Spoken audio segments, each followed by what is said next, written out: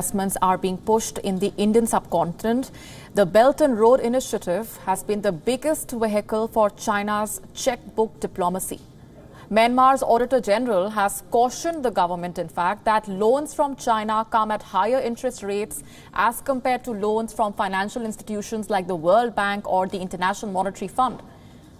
Myanmar is already busy paying back loans taken during decades of misgovernance under the military junta, yet Myanmar is firmly in China's grip. China is Myanmar's largest lender. China is also its biggest trading partner.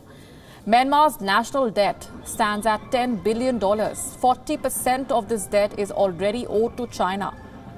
From 1988 to 2010, China gave out massive loans to Myanmar. A majority of China's investments in Myanmar are in the power sector, which is about 57%, while oil, gas and mining activities make up 18% of the Chinese investment.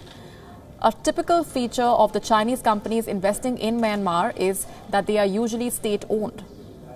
In January, Chinese President Xi Jinping and Myanmar leader Aung San Suu Kyi agreed to speed up projects under the Belt and Road Initiative.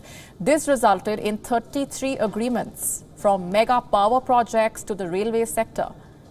Beijing is desperate to push the China-Myanmar Economic Corridor, a project that will give China a strategic opening into the Bay of Bengal and an upper hand in the Indian Ocean region. To ensure it is complete, China is using ethnic militia to keep other countries away from Myanmar and to threaten the government of Myanmar. Reportedly, Myanmar has been blaming China for arming insurgent groups in the country. It is supplying funds and sophisticated weaponry to insurgents in Myanmar. One report says that 95% of the total funding of the Arakan army comes from China.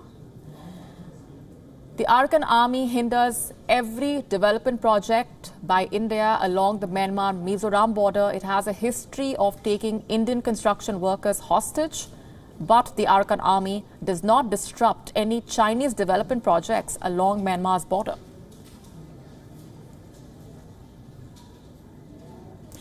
And joining us for more on those developments is our principal diplomatic correspondent, Siddhant Sibal. Siddhant, a lot of significance attached with this particular visit. What's the latest that you're getting in? Well, Molly, the visit is over. We do expect the Foreign Secretary and the Army Chief to come back very soon. The readouts by both Myanmar and the Indian side have just been released. And the big focus clearly on the COVID vaccine. What is the biggest outcome of the visit is the fact that both sides have decided on joint production of the COVID vaccine, and the Indian side assuring Naypyidaw that it will provide the vaccine as soon as it is able to come up. One of the vaccines, we know that 3 trials are underway right now in India. But other than that, it is the connectivity project that is the top priority and focus area for New Delhi. Remember last week WION broke how the Sithwe project in Myanmar, which is part of the Khaladan multimodal project, will be operationalized by New Delhi in the first quarter of next year, that is January to March period. And this was reaffirmed in this visit by the Foreign Secretary to his counterpart. Other than that, we know that the connectivity project is not only going to connect India and Myanmar, but also boost economic activity in India's northeast. But if we talk about the security aspect of it, we know that that Myanmar has given back or returned 22 Indian insurgents. That shows that how Naypyidaw understands the security concerns or is sensitive to New Delhi's security concern.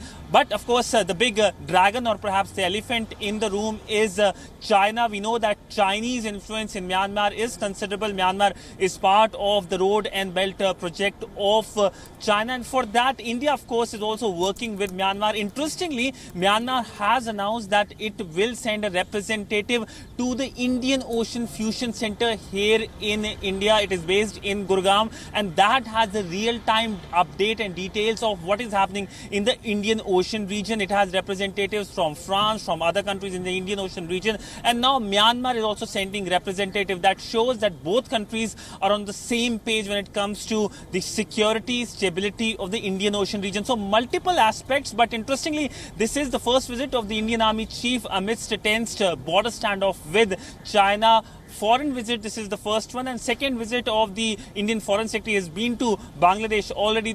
So it shows that how New Delhi is reaching out to its neighborhood, and of course also part of its neighborhood first policy and Act East policy, reaching out to countries like Myanmar. Right. Right, and those developments being very closely watched all across the region. We're going to leave it there for the moment. Siddharth Sibul, appreciate very much joining us with those updates.